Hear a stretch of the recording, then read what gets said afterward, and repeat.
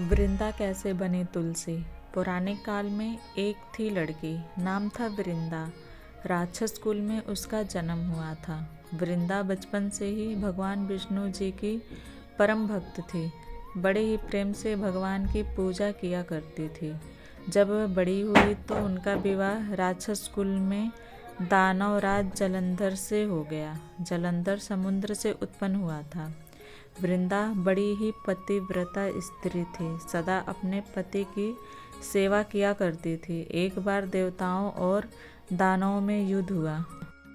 जब जलंधर युद्ध पर जाने लगे तो वृंदा ने कहा, स्वामी आप युद्ध पर जा रहे हैं, आप जब तक युद्ध में रहेंगे मैं पूजा में बैठकर आपकी जीत के लिए अनुष्ठान करूंगी, और जब तक आप वापस नहीं आ जाते मैं अपना संकल्प नहीं छोड़ूंगी।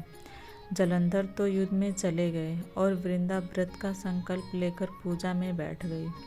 उनके व्रत के प्रभाव से देवता भी जलंधर को ना जीत सके। सारे देवता जब हारने लगे तो भगवान विष्णु जी के पास गए। सबने भगवान से प्रार्थना की तो भगवान कहने लगे कि वृंदा मेरी परम भक्त है, मैं उसके साथ छल नहीं कर सकता।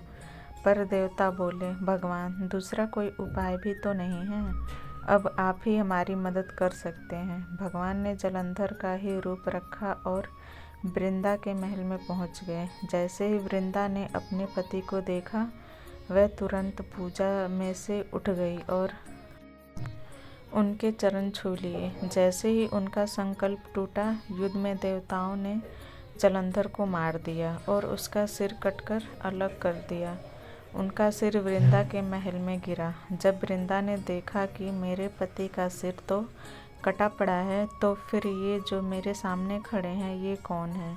उन्होंने पूछा, आप कौन हैं जिसका स्पर्श मैंने किया? तब भगवान अपने रूप में आ गए, पर वे कुछ ना बोल सके। वृंदा सारी बात समझ गई। उन्होंने भगवान को श्राप दे दिया, आप पत्थर के हो जाओ। भगवान तुरंत पत्थर के हो गए। सभी देवता हाहाकार करने लगे। लक्ष्मी जी रोने लगी और प्रार्थना करने लगी। तब वृंदा जी ने भगवान को वापस वैसा ही कर दिया और अपने पति का सिर लेकर वह सती हो गई। उनकी राख से एक पौधा निकला। तब भगवान विष्णु जी ने कहा, आज से इनका नाम तुलसी है और मेरा एक रूप इस पत्थर के रूप में रहेगा, जिसे शालिग्राम के नाम से तुलसी जी के साथ ही पूजा जाएगा, और मैं बिना तुलसी जी के प्रसाद स्वीकार नहीं करूँगा। तब से तुलसी जी की पूजा सभी करने लगे और तुलसी जी का विवाह शालिग्राम जी के साथ कार्तिक मास में किया जाता है। देव उठनी एकादशी के दिन इसे तुलसी विवाह के रूप में मनाया जाता है। तुलसी महारानी की जय। हरि हरि बोल।